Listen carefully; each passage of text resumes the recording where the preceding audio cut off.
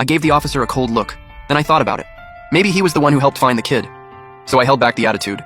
I asked, genuinely curious. How'd he end up in there? Did he find the kid himself?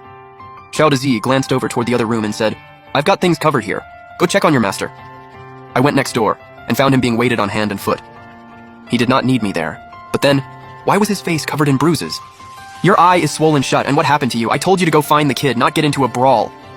The second Fu Yunzheng saw me walk in, he turned into a big puppy, wrapped his arms around my waist all pitiful-like, buried his face in me, not a trace of Crown Prince energy. I yanked his head back, grabbed his chin, looked down at him and said, Answer me. Why do you look like this? If you don't tell me, I'm just gonna say you had it coming.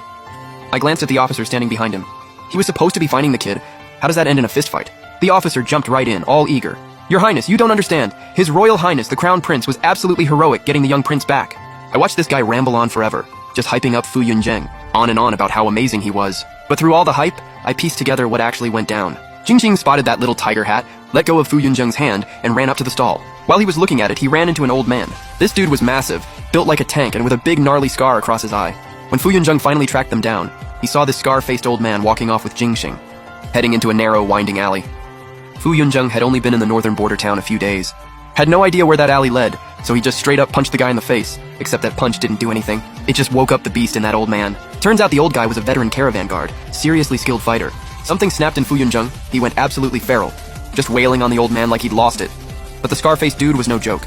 Took him down in like 3 moves. What started as a one-on-one turned into a full brawl, and Fu Yunzheng got absolutely destroyed. He'd walked in thinking, how tough can some skinny old man be? Yeah, he found out the hard way. And he took a massive L in public. The old man, though, total legend. Once he heard what had actually happened, he didn't ask for a single thing, just turned to Jingxing and told him to never let go of his parents' hands again. I pulled the old man aside and made him walk me through every single hit. A left hook, a right roundhouse. That combo alone was enough to make Fu Yunzheng want to disappear.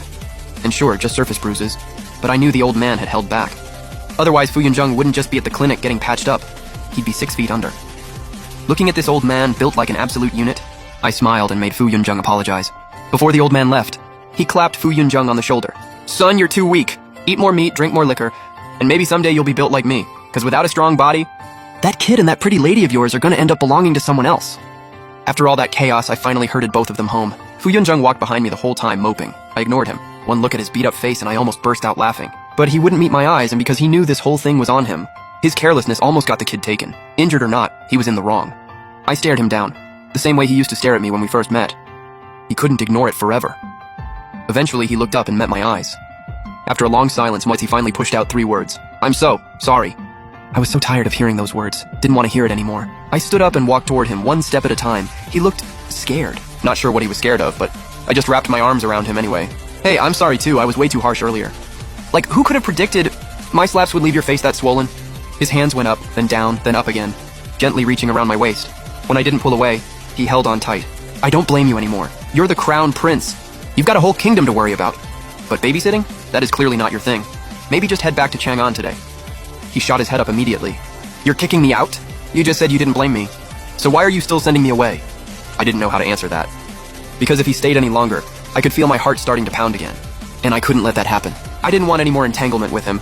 That's why I needed him gone. What request? I want to sleep with you tonight. I was about to say something, but then he leaned in suddenly and I completely froze. His sandalwood scent was everywhere, intoxicating in the worst way. That intensity, that wildness, and exactly like it used to be. It made me flush, my legs went weak. His voice, low, deliberate, hit every nerve in my body like a drug. Hua-er, I really, really like you. God, I've missed you so much. Next morning, Xiao Dazi was out front with Jingxing running through their martial arts drills. Every morning after training, the 2 of us would go eat breakfast together. But when Jingxing pushed open the door and found not just me in the bed, but his beloved senior brother, aka his dad, he was shook. But mostly, he was over the moon. He ran to Xiao Dazi screaming, Shifu, I finally have a dad! Nobody can call me a kid without a father anymore. Hearing that, looking at the man sleeping peacefully beside me, I didn't know how to feel. All I could think was, this guy got way too lucky last night. Even as Xiao Dazi took Jingxing to school, my face was still red. Sure, Jingxing having a dad is great, but me? Not exactly thrilled. All I could think about was, what comes next? He's never gonna forget everything that happened between us. He's definitely going to try to bring me and Jingxing into the palace. What am I supposed to do?